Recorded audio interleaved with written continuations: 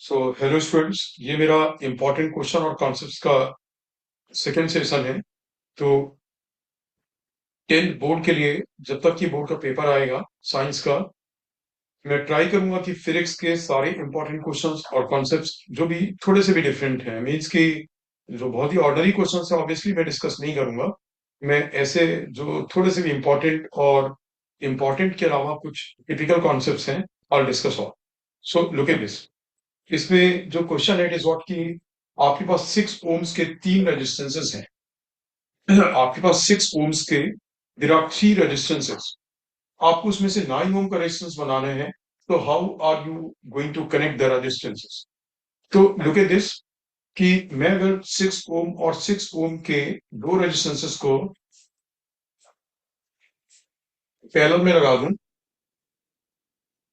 6 ohms and 6 और एक 6 ohms इसके साथ सीरीज में लगा दूं, this is A, this is B, right, this A and this B.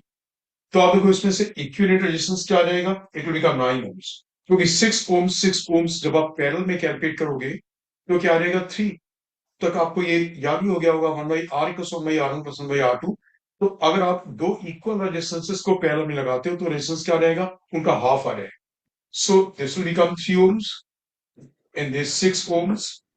So A और बी के क्रॉस सीरीज में एक R1 प्लस R2। सो R कितना आ जाएगा? 9। ठीक है, this is the first question. Now see the second question. Now see the second question. तो सेकंड क्वेश्चन है स्टूडेंट्स, एक 15 वोल्ट्स की बैटरी है और दो रेजिस्टेंसेस हैं 1 ohm and 2 Om in series. तो आपसे पूछा गया है what power will be generated across the 2 ohms.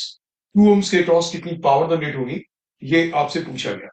Circuit में पहले हम लोग क्या करते हैं, करंट आई निकाल लेते हैं। I is equal to V upon R1 plus R2, है ना। तो ये दोनों रेजिस्टेंसेस कैसे हैं? सीरीज में। So I is equal to 15 volts divided by 1 plus 2, that is 15 by 3। So that is what? 5 amperes. अब क्योंकि सीरीज में करंट दोनों में सेम होती है, सीरीज में करंट होती सब में सेम होगी, तो फॉर पी का फॉर्मूला यूज क्या करोगे? आई स्क्वायर इंटू आर। क्योंकि मुझे 2 ओम्स के अक्रॉस करंट भी पता है, 2 ओम का रेजिस्टेंस भी पता है। So that is what I का square, that is 5 square into resistance R is what 2। So that becomes 25 into 2, that is 50 watts. तो पावर इसके अक्रॉस 2 ओम्स के अक्रॉस कितनी जनरेट होगी? It will be 50 watts power. Now see the next question. Next question is की 1 unit, हम 1 unit इसमें electricity में क्या बोलते हैं? 1 यूनिट मीन्स कि अगर आप 1 किलोवाट पावर आप 1 आवर तक कंज्यूम करते हैं, 1 किलोवाट आवर, 1 किलोवाट पावर अगर आप 1 आवर तक कंज्यूम करते हैं, ठीक है। पावर पी का फॉर्मूला यू होता है वी इंटू आई। और अगर आप पावर पी के फॉर्मूले में टाइम मल्टीप्लाई करते हो, और पी के फॉर्मूले टाइम मल्टीप्लाई कर देते हो तो क्या रहता है? एनर्जी आ जाती है।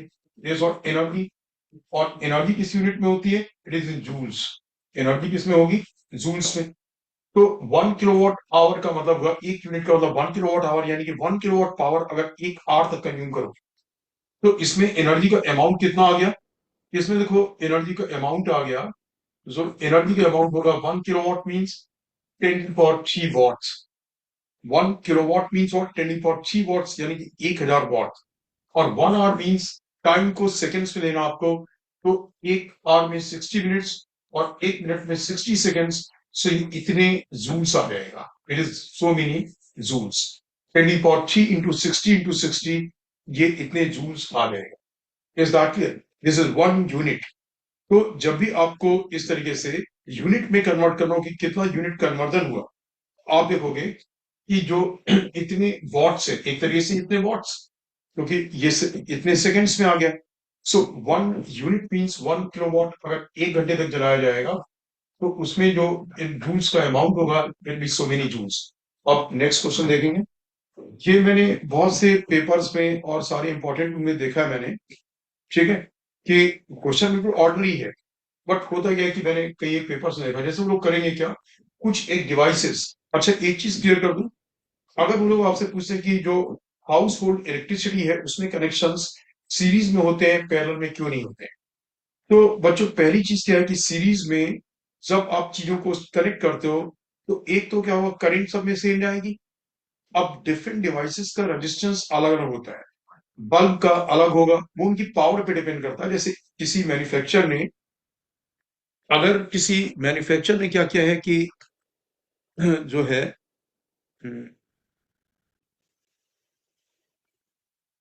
जस्ट ए मोमेंट,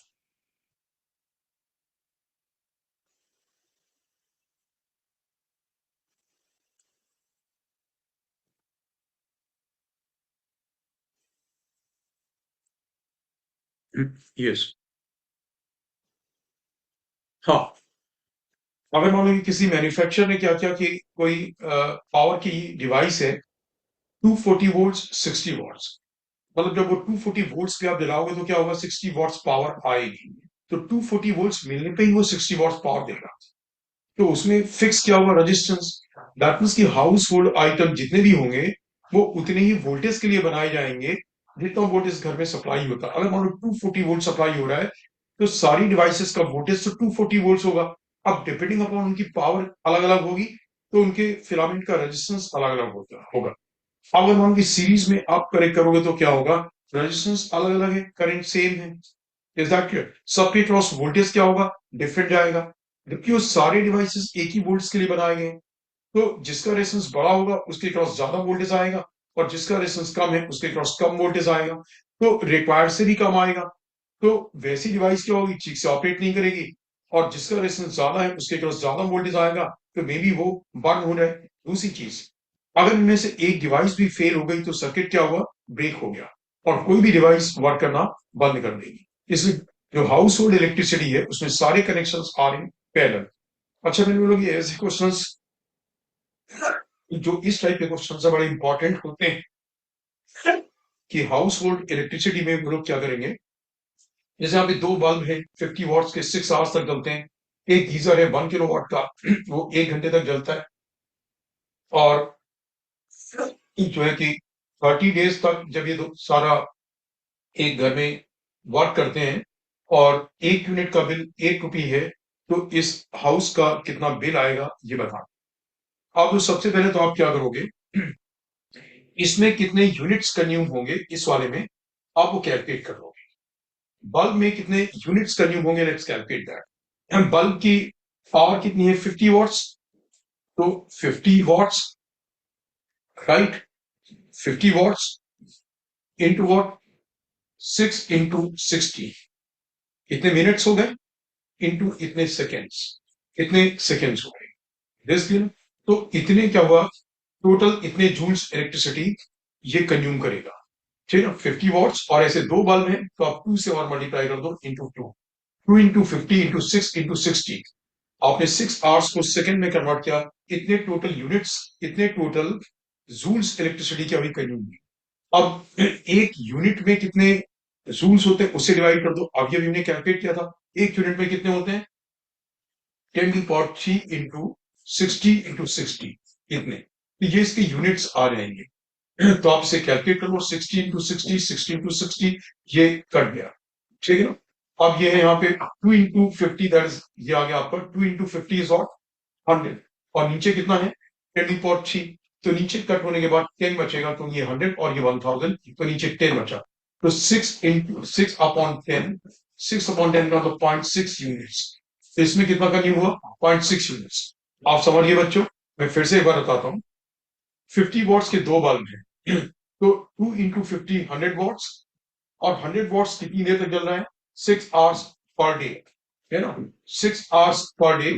तो आपका 6 इंटू 60 इंटू 60 टोटल इतने जूल्स, और एक यूनिट में कितने जूल्स होते हैं उससे हमने डिवाइड किया, तो हमारा 0.6 यूनिट्स, ये इसका एक दिन का कंज्यूमशन आ गया। ऐसे 30 डेज है।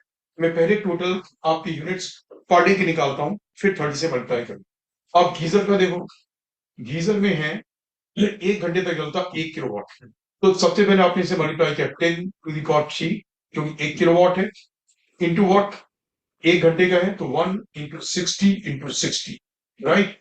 अब यूनिट्स निकालने के लिए आपने एक यूनिट्स में कितने जूल्स होते हैं उसे डिवाइड किया, तो एक जो यूनिट है उसमें जो जूल्स है दैट इज व्हाट, 10 की पावर 3 इंटू 60 इंटू 60, तो ये पूरा का पूरा टर्म कैंसिल हो गया और ये कितना आ गया 1 यूनिट। तो दैट मीन्स कि पर डे का कंज्यूमशन कितना हुआ 1.6 यूनिट्स। 0.6 यूनिट यहाँ पे था और 1 यूनिट यहाँ पे है 1.6 यूनिट्स। तो 30 डेज का कंज्यूमशन कितना हो गया 1.6 into 30 that is 48 units. Students कितना आ गया this becomes 16 into 3 that is what 48 units. और 1 यूनिट का बिल कितना है 8 रुपी। तो टोटल जो बिल आ जाएगा the total bill will become equal to 8 into 48 rupees. ये आपका ऐसे क्वेश्चन यूजुअली मैंने देखा कि दे रिपीट, मतलब बोर्ड एग्जाम में जनरली देखिए बिकॉज ये एक प्रैक्टिकल यूटिलिटी का क्वेश्चन है तो वो लोग ऐसे क्वेश्चन जरूर से देते हैं। सो आई होप कि बच्चों आपको ये क्लियर हो गया होगा। इसे एक बार नोट भी कर लेना और लिख करके प्रैक्टिस कर लेना। डिवाइसेस डिफरेंट क्वेश्चंस में अलग अलग हो सकती हैं, जैसे मैंने 2 बल्ब लिए वो 4 बल्ब कर देंगे कुछ करेंगे।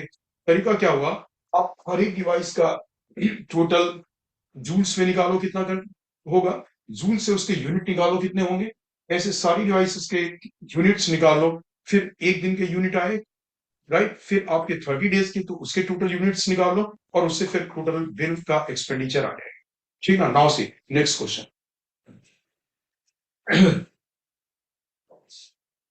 नेक्स्ट क्वेश्चन में स्टूडेंट्स यहाँ पे आपको ए और बी के क्रॉस इक्विवेलेंट रेजिस्टेंस निकाल। सो वैसे this question is very simple. 6 और 4 आपस में सीरीज में है, तो 6 और 4 आपस में सीरीज में उनमें आपने एक 10 ओम्स कर लिया। 6 plus 4 is what 10, this is A and this is B.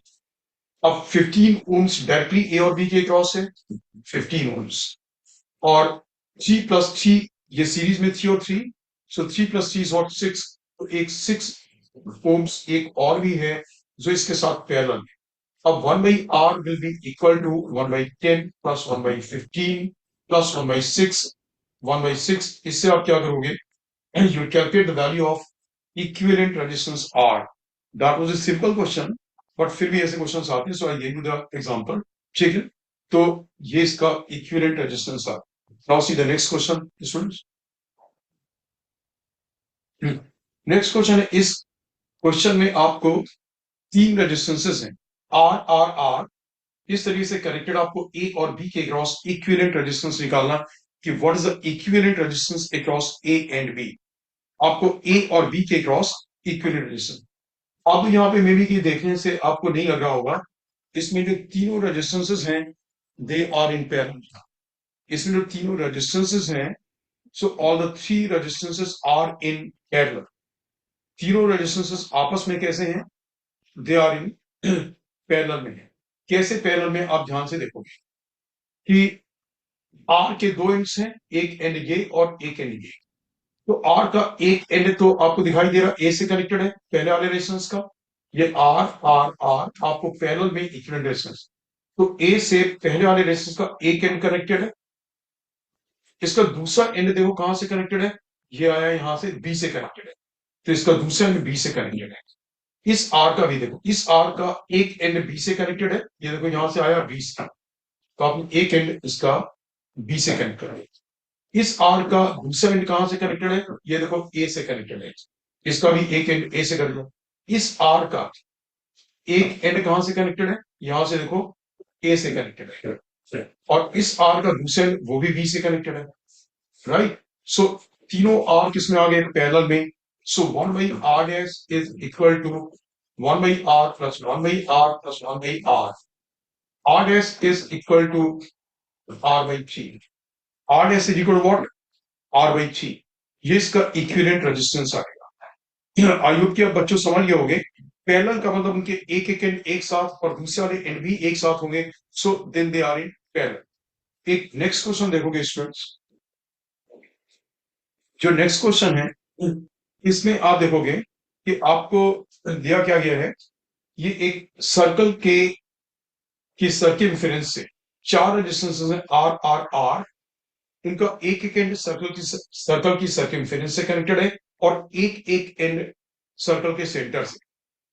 तो जो बी पॉइंट है, B point is on the circumference of the circle और A point is the centre of the circle right.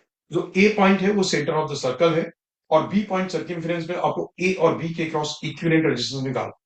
तो अब यहां पे भी देखो बच्चों, जो चारों रेजिस्टेंसेस हैं R R R and R, इनके एक एक पॉइंट तो सेंटर से कनेक्टेड है, तो ए हो गया। अब सबके एक एक पॉइंट सर्कमफेरेंस है, उनके बीच में कोई रेजिस्टेंस तो है नहीं, इसका भी एक पॉइंट बी से, इसका भी एक पॉइंट बी से, इसका भी एक पॉइंट बी से, और इसका भी एक पॉइंट कहां से, बी से, क्योंकि बीच में कोई रेजिस्टेंस तो है नहीं उनके, तो सबके एक एक पॉइंट बी से कनेक्टेड है, so they are all in parallel. तो यहाँ पे इक्विवेलेंट रेजिस्टेंस आर डैश कितना आ जाएगा, it will become R by 4। जो यहाँ पे इक्विवेलेंट रेजिस्टेंस आ जाएगा, that be what, it will be R by 4 will be the equivalent resistance, right. अब स्टूडेंट्स एक और क्वेश्चन मैं आपको दे रहा हूं, ये भी है तो एक मतलब एक ऑर्डनरी सा क्वेश्चन है, इट्स नॉट वेरी कोई टफ क्वेश्चन है, लेकिन क्योंकि ऐसे फंडामेंटल क्वेश्चंस वो लोग बोर्ड एग्जाम में पूछते हैं, सो that is why I am giving the example. जैसे आपको दिया गया कि आपके पास एक 10 वोल्ट्स की बैटरी है और एक रेजिस्टेंस है 5 ओम्स और एक रेजिस्टेंस है ये दो रेजिस्टेंसेस और भी हैं, राइट। अब आपसे ये बोला गया कि इस केस में, जो केस है इसमें यह रेजिस्टेंस है 6 ओम्स, दिस इज 3 ओम्स, और यह रेजिस्टेंस है 8 ohms and this is 5 ohms. तो आपसे ऐसे केस में किस रेजिस्टेंस के अक्रॉस कितना वोल्टेज होगा, किस रेजिस्टेंस के अक्रॉस कितना वोल्टेज होगा और किस रेजिस्टेंस के अक्रॉस कितना करंट होगा, ऐसे कोई क्वेश्चंस अगर वो लोग पूछते हैं। अब वो क्या क्या करो, ऐसे केसेस को पहले थोड़ा सिंप्लीफाई किया करो। आपने इसका इक्विवेलेंट सर्किट बनाया, ये 10 वोल्ट्स, ये 5 ओम्स और ये आपका 8 ओम्स।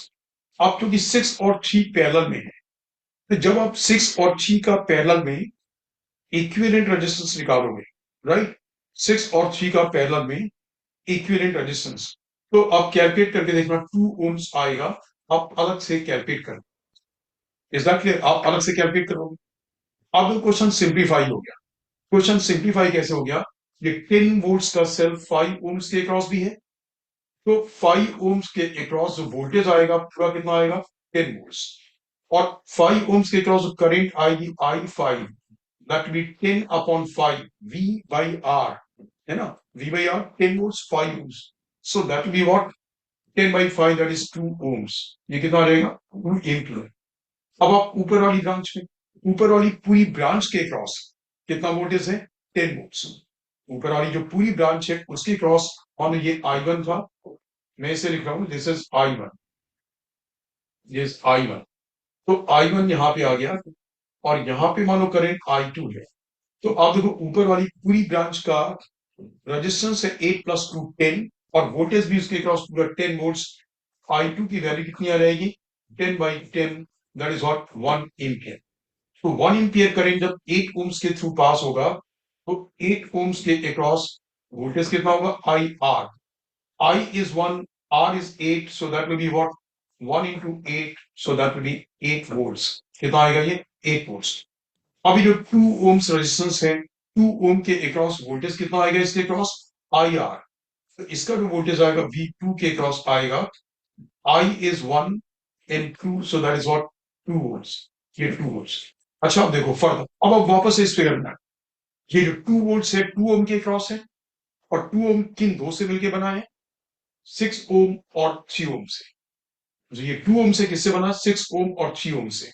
इसका मतलब ये हुआ कि 6 ओम के अक्रॉस भी 2 वोल्ट्स होगा, 6 ओम के अक्रॉस भी 2 वोल्ट्स होगा, है ना, इसके अक्रॉस भी कितना 2 वोल्ट्स, और इसके अक्रॉस भी कितना 2 वोल्ट्स। तो जब इसमें करंट मान लो I3 है, I3 करंट जो 6 ओम से उसके अक्रॉस I3, तो I3 की वैल्यू कितनी आ जाएगी, इसके अक्रॉस वोल्टेज है 2 वोल्ट्स, 2 अपॉन 6 एम्पियर, और I4 है 3 ओम्स के क्रॉस I4, तो I4 की वैल्यू कितनी आ जाएगी, it is this will be 2 volts voltage upon 3, तो 2 बाई 3 एम्पियर्स। इस तरीके से आप सर्किट को पहले क्या करो, सिंप्लीफाई करो, उतना सिंप्लीफाई करो कि जिससे आपको सब कुछ सीरीज पैरेलल में दिखाई दे, फिर आप वोल्टेज और करंट को निकालते हैं। So as I had told you in my yesterday session also कि मैं सेशन थोड़ी देर का ही लूंगा, सो दैट कि आप इस पे फोकस कर पाओ और इन कॉन्सेप्ट्स को समझ जाओ।